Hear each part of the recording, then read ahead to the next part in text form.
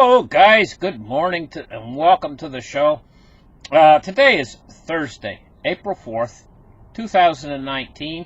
And let's get started. Let's open up the charts right here and take a look at this article from Zero Hedge. I cry when I think back how things used to be. What happened to the United States and the America we grew up in. You know? And I'm going to tell you what's ruining everything. I remember back in the 1980s and things, we predicted about the future. People used to say, oh, that when the future is going to be so rosy and so bright, it's going to be so wonderful, you know?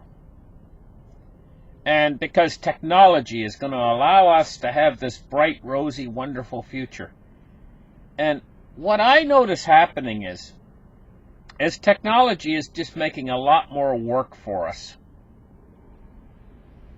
From everything from having to get up and having to remember to turn the car on with the remote car starter, constantly having to check our emails, just a steady input, constantly all day long, things we have to do that are technology related. It's actually more work than having no technology at all. And what it does is it individualizes each person to the extent where you don't tend to associate with real people in the real world.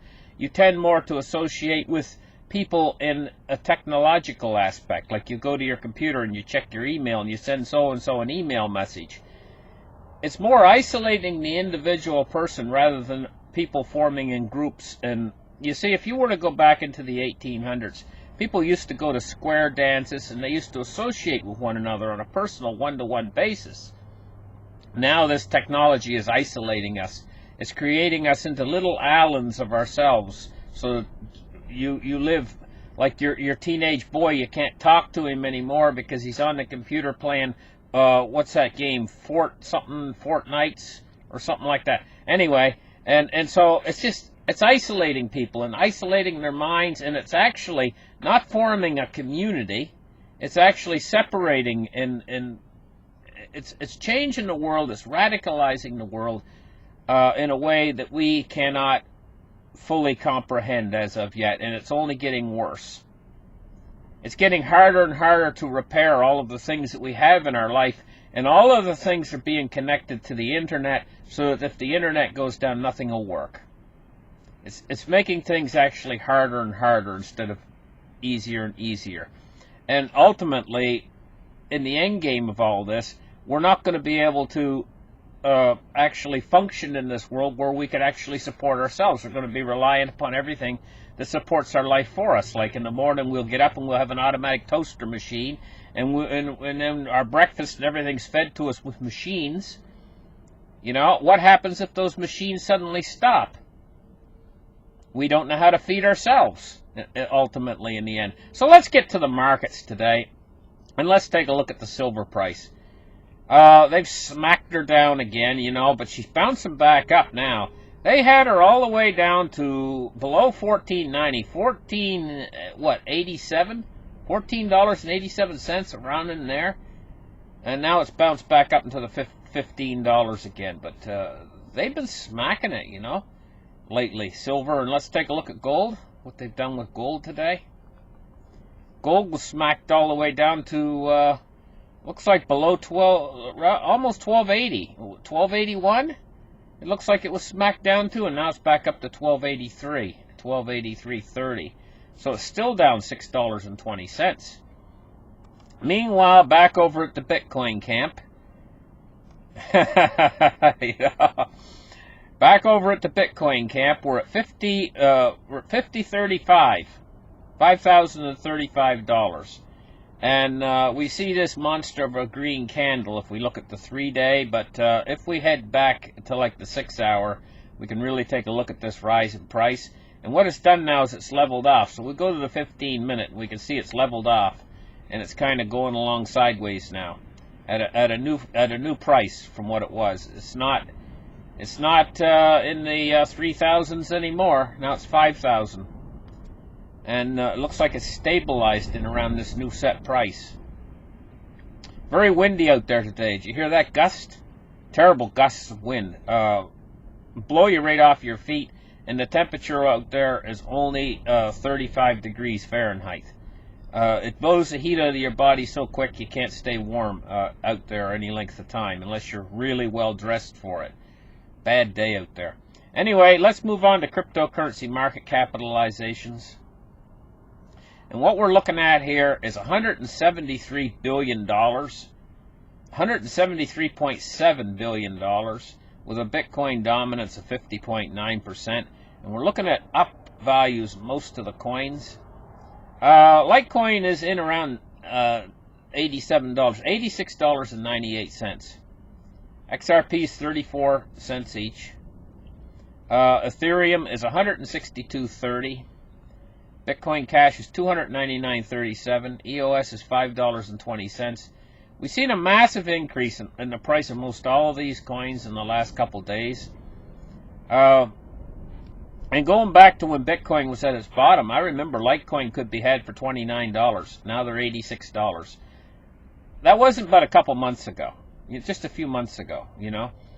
So Litecoin is still a super value at $86. It's still, I would consider it still to be undervalued. And I think what we're going to see in the end is Litecoin move up. It could actually take XRP and take Ethereum and move into the second spot next to Bitcoin. Seriously, I'm serious. That's what I'm thinking anyway. Now that's just my opinion. But anyway, let's move on now to the Dow Jones Industrial Average. And honest to goodness, this is like the price. They're not pricing anything in that's going on in Brexit. Evidently, they believe that it's just going to become a non-event. So they're not pricing anything in to do with Brexit. 117 points up today. 26,339 today. And this has just been a massive rally going back to the 12th to 24th, around Christmas time. So it's just been a massive rally ever since, all the way up to today. And anyway, let's take a look now at crude oil. Crude oil has been rallying too.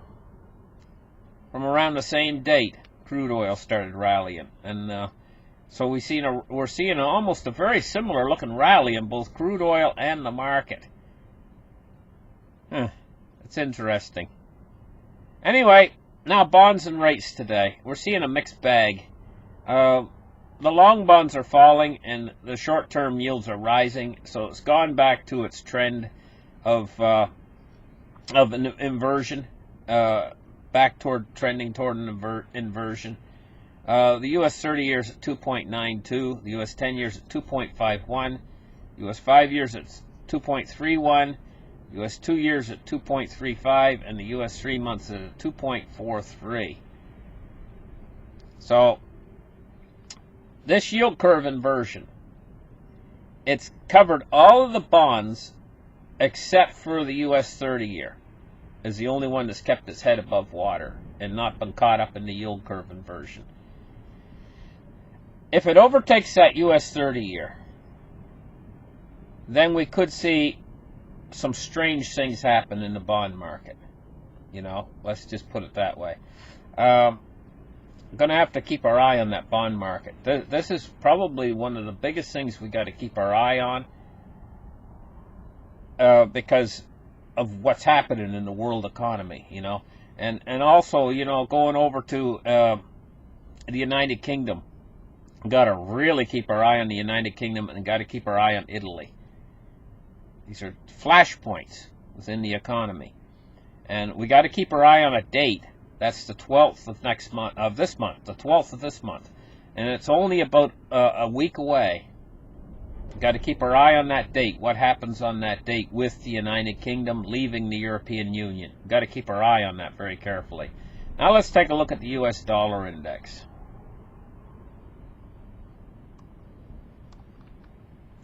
$97.28. See, now the dollar's riding very strong and riding very high today. It's been staying up over 97.